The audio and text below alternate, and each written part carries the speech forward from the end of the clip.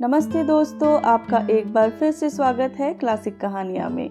यदि आपको मेरी कहानियाँ अच्छी लगे तो कृपया इस चैनल को सब्सक्राइब करें और वीडियोस को लाइक और शेयर करें। दोस्तों, आज मैं आपको सुनाने जा रही हूँ नीरजा नामदेव की एक कहानी जिसका शीर्षक है मासूम चीख। मुनमुन बहुत ही शांत प्रकृति की बच्ची थी। वह 9वीं कक्षा में पढ़ती थी।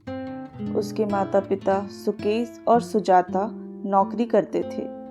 जब मुनमुन का जन्म हुआ था तब तो दोनों बहुत ही खुश थे। जैसे जैसे मुनमुन बड़ी होती गई, उसके माता पिता की बातें कुछ कुछ समझ आने लगी थी। सुकेश और सुजाता के बीच हमेशा किसी न किसी बात को लेकर बहस होती रहती थी। बचपन से मुनमुन यही सब सुनते आ रही थी, लेकिन धीरे धीरे जब वह बड़ी होने लगी तो उसके मन पर इन सब बातों का प्रभाव पड़ने लगा, जिसका सुकेश और सुजाता को बिल्कुल भी अंदाजा नहीं था। इसी कारण ही मुनमुन बहुत ही शांत हो गई थी। जब भी दोनों में बहस होती थी तो वह अपने कमरे में चली जाती थी। वह पढ़ाई में मन लगाने की कोशिश करती थी, पर उसका मन पढ़ने में नहीं लगता था। अब तो बात इतनी बढ़ गई थी कि सुकेश और सुजाता तलाक लेने की बातें करने लगे थे। दोनों में से कोई भी मुनमुन के बारे में नहीं सोचते थे कि हमारा तलाक हो जाएगा तो फिर उसका क्या होगा। मुनमुन को उनकी बातें सुन बहुत ज़्यादा घुटन होती थी, लेकिन उसकी बात सुनने और समझने वाला कोई नहीं था। वह धीरे धीरे अंतर्मुखी होती जा रही थी।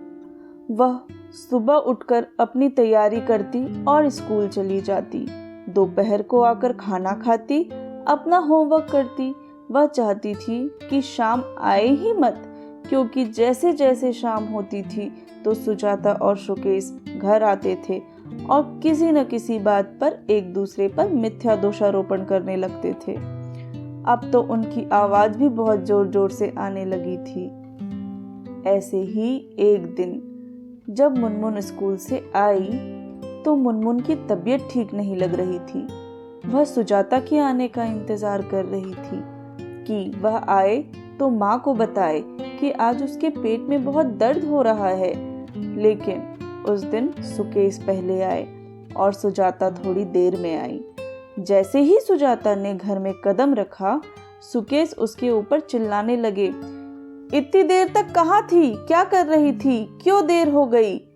तुम्हारा तो यही है, अक्सर देर से आती हो। सुजाता ने भी चिल्ला चिल्ला कर जवाब दिया, मैं भी काम करने ही जाती हूँ। आज ऑफिस में देर हो गई तो मैं क्या करूँ? आज मुनमुन से उनकी बातें सहन नहीं हुई। वह अपने कमरे से बाहर आई और जोर से दोनों कान बंद करके चीखने लगी।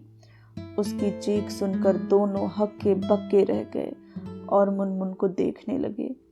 मुनमुन चिल्ला चिल्ला कर रोने लगी।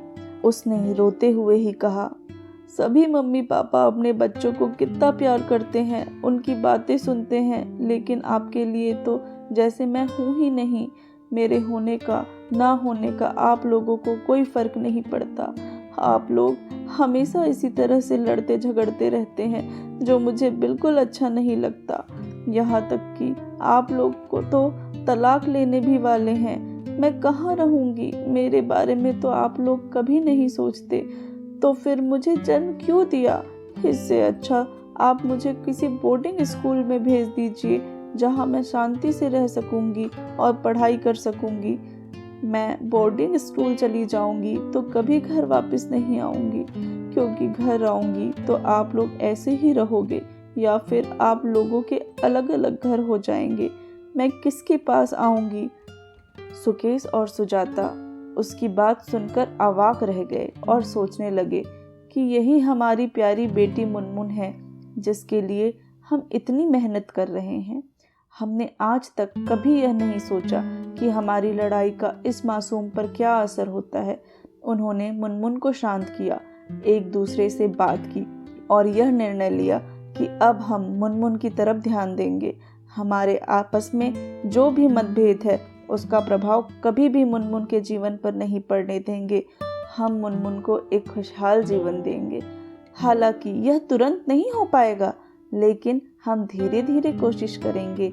जो मुनमुन हमेशा शांत रहती थी, आज उसकी चीख ने उसके माता पिता की आंखें खोल दी। आशा करती हूँ दोस्तों ये कहानी आप सबको अच्छी लगी होगी। आप मुझे कमेंट करके बताएं आप किस तरह की कहानियाँ सुनना पसंद करेंगे। आप चाहे तो मुझे अपनी कहानी भेज सकते हैं जो मैं अपने चैनल पर सुनाऊंगी। कहानी मुझ तक भेजने के लिए लिंक नीचे डिस्क्रिप्शन बॉक्स में दिया गया है। धन्यवाद।